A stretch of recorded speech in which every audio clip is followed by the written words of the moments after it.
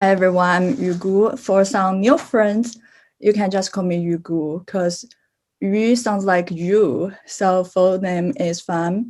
And today I'm gonna present this paper following last week's topic, audio quality, also relevant to what we just discussed. But this paper stressed about the non-financial audit quality, which means the research objects are changed from the financial audit reports to the non-financial assurance report. And the authors, Nicola Paulo, wants to investigating the roles of the factors of the non-financial audit qualities from two levels, firms level and countries level. They break the firm level into demand side and the supply side. Demand side is firm incentives, and the supply side is the auditor's specialization. And this way to divide the firm level is based on the defined and Zhang's research presented last week. This research is a confirmatory data analysis based on hypotheses and tested. So let's get into some details. So we know that companies tend to include more non-financial information such as corporate social responsibility report or the sustainability report. These reports show that the companies are burdened on social responsibility or make contribution to the society. And this can help the company to build image and attract investment. These reports are voluntary disclosure in the United States, which means it's not mandatory. It's only encouraged by soft law. But in some countries like China, the CSR is mandatory. And with the reports, the public wants to have some assurance on the reports. If the firms wants to enhance their credibility on these reports, they will voluntarily purchase the sustainability assurance from third-party assurance providers. And in KPMG's report in 2015, nearly 2/3 of the Fortune Global 2015 companies have a sustainability assurance statement in their sustainability reports. And since there are a variety of third-party assurance providers, the sustainability assurance is voluntary and unregulated. So the quality of this SA value considerably. So the goal of the motivation is to investigate the role of the potential factors associated with high or low levels of assay quality. So the author stepped into 3 under-investigated issues. So from the countries level, they want to figure out why there have different levels of the assay statement. The second, the authors want to combine the firm and the country level, because their private studies mainly investigated in the country's level determines. And third one is to consider the demand side and supply side factors as a firm level determinants of audit quality.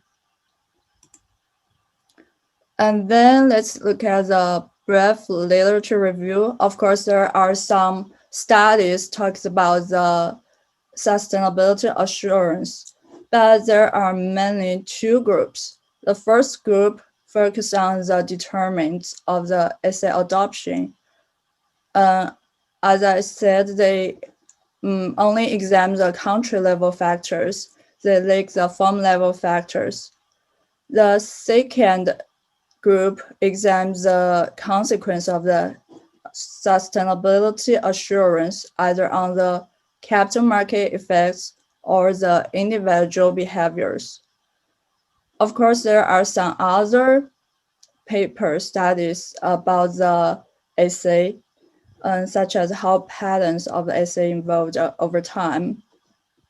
So compared to the traditional financial statement audit, like we discussed before, the audit quality can be measured if they issue a wrong opinion. And in this paper, essay provides a unique opportunity to obtain insights on the non-financial disclosure.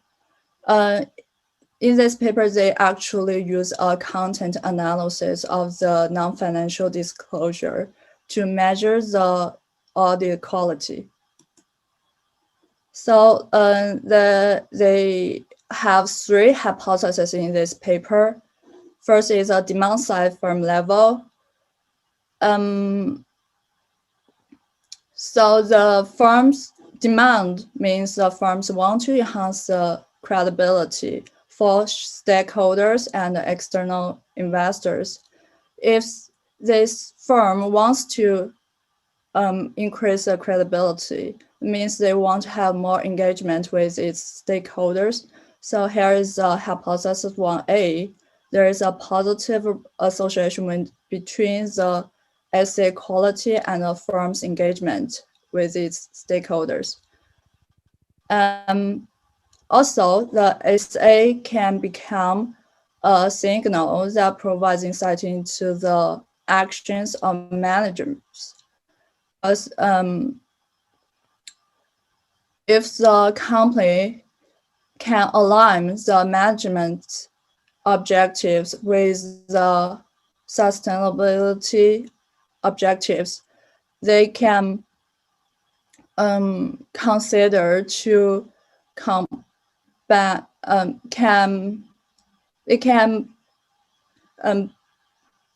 considering the sustainability performance as part of the executive compensation system. So, but there is some familiar window dressing or greenwashing when the sustainability performance is not formally attached to the compensation systems. So there's a hypothesis 1B. There's a positive association between asset quality and a firm's reliance on the executive compensation systems linked to the sustainability performance. And from the supply side firm level hypothesis, and this talks about the supplier, which means the assurance provider. There are 4 categories of the assurance providers: traditional Big Four, certification bodies, specialist consultants, and another one, the last one is not the specialist, it's the non-government organizations. So the authors assume if the assurance providers with more skills, experience, competence, they can improve the essay quality. So here's a hypothesis 2. There's a negative or positive association between non-professional or professional assurance providers and essay quality. Third hypothesis is about the country level. There are mixed arguments and inconsistent results. Here is one argument to support the hypothesis 3. In weak legal and enforcement environments, the role of auditing is marginal. So if the firm So the assurance provided by the audit firm or provided by the assurance provider is very, very low. The credibility increased very low. So the audit quality, so the sustainability assurance quality is still very low. But if in a country with stronger legal systems, a firm has already under strict rules or laws, the assurance of the essay quality will be very high. So there's a hypothesis 3, there's a positive association between essay quality and firms domiciled in the countries with higher strength of national policies. So let's come to the third part, research design. The authors collect a panel data from 2005 to 2013 from Fortune Global 500 ranking from 24 countries. And there is a requirement that they have to issue a sustainability report and the sustainability assurance report. And from the data, Japan has most essay statements account for 32%, and we can see the United States only have 102 essay statements account for 8%. The model they used in this study are as follows, and including the dependent variable, quality of essay, and the independent variable, including the firm level variables and country level variables and control variables. So I said use the content analysis as a proxy of the quality of essay. Let's look at the coding rules for the content analysis. The first column is a ranking criteria. Second column is a definition. And the third and fourth column is a related principles. Although some countries don't have the regulations, but there are some international principles that relevant to the sustainability assurance. One is AA 1000 AS, the other one is ISAE 3000 standard. And the total of the criteria is 20. So if they have to belong one of the two principles. The total points of this criteria are 30 points. So if they meet one of these criteria, they can scale from 0 to 1 or from 0 to 2. And when I read this coding rules, I was thinking, are these criteria really related to the independent variables? Are they really related to the sorry, I haven't get that part about independent variables.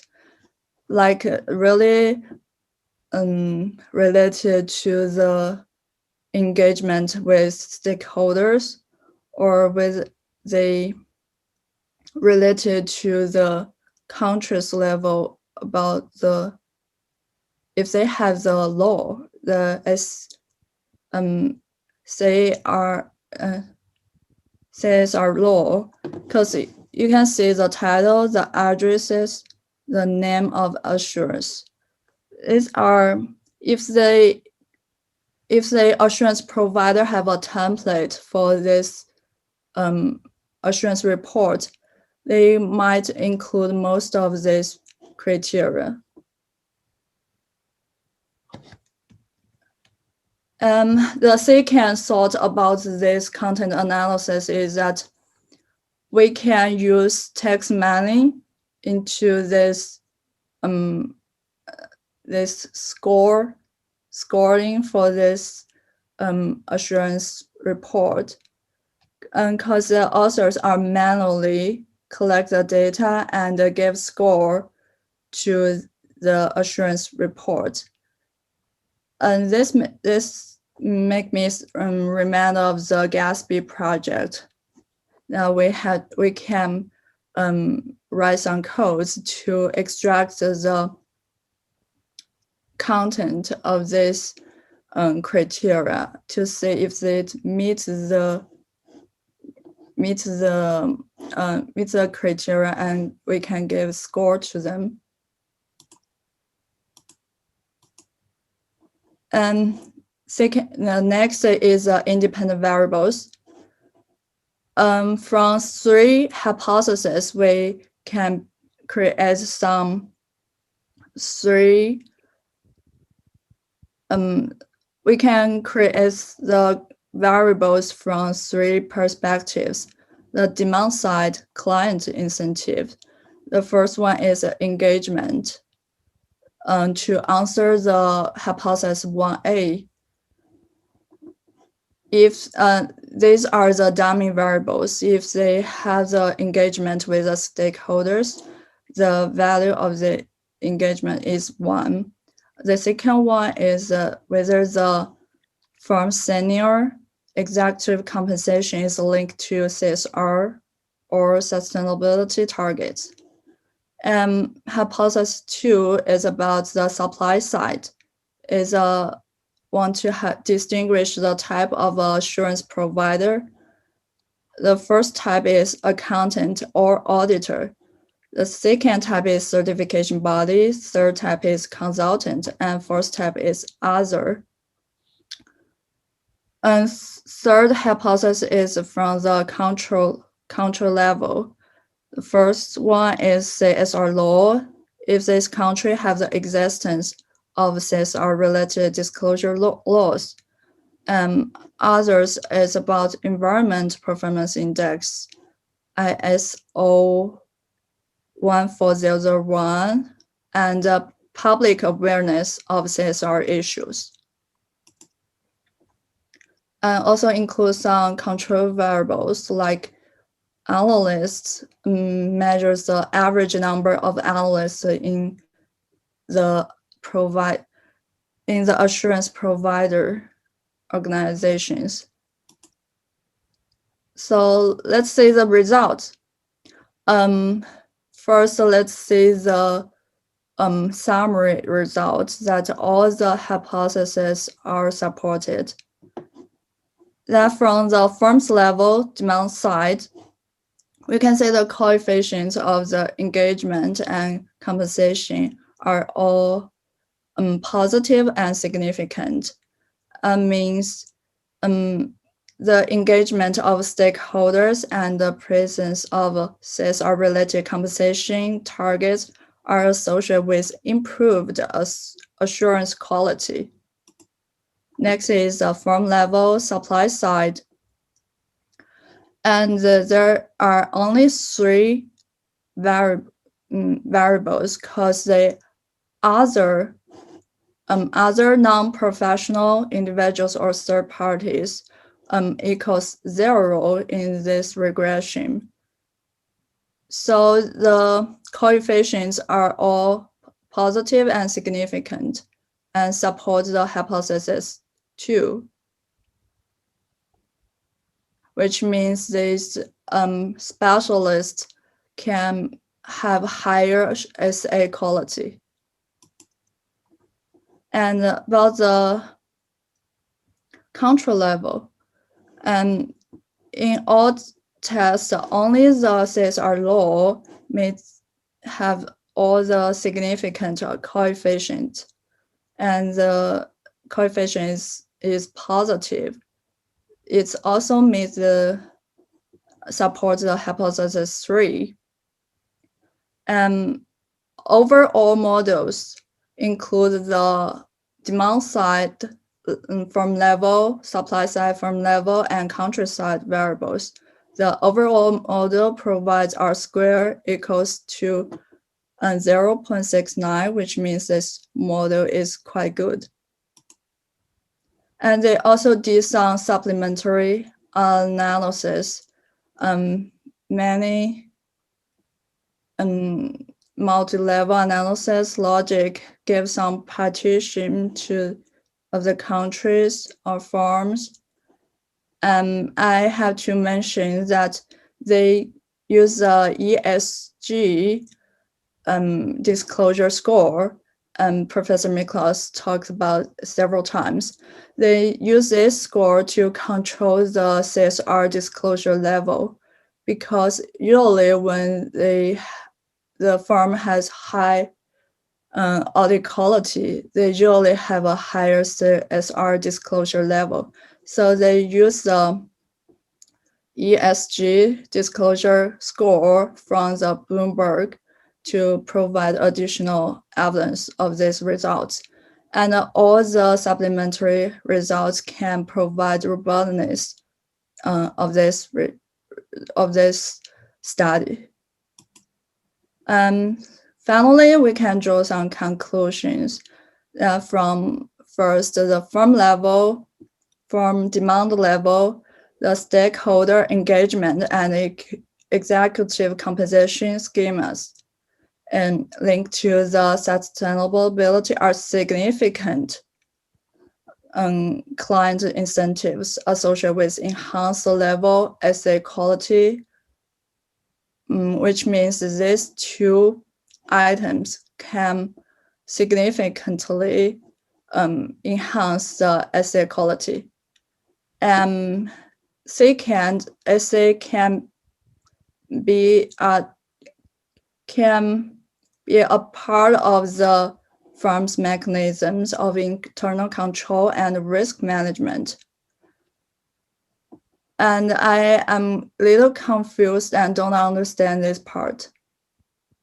And third is essay can provide governance mechanism and confirms the two previous studies conclusions, and they can as a complementary view of governance practice. Also need to consider from both firm perspective and the country's level. And that's all.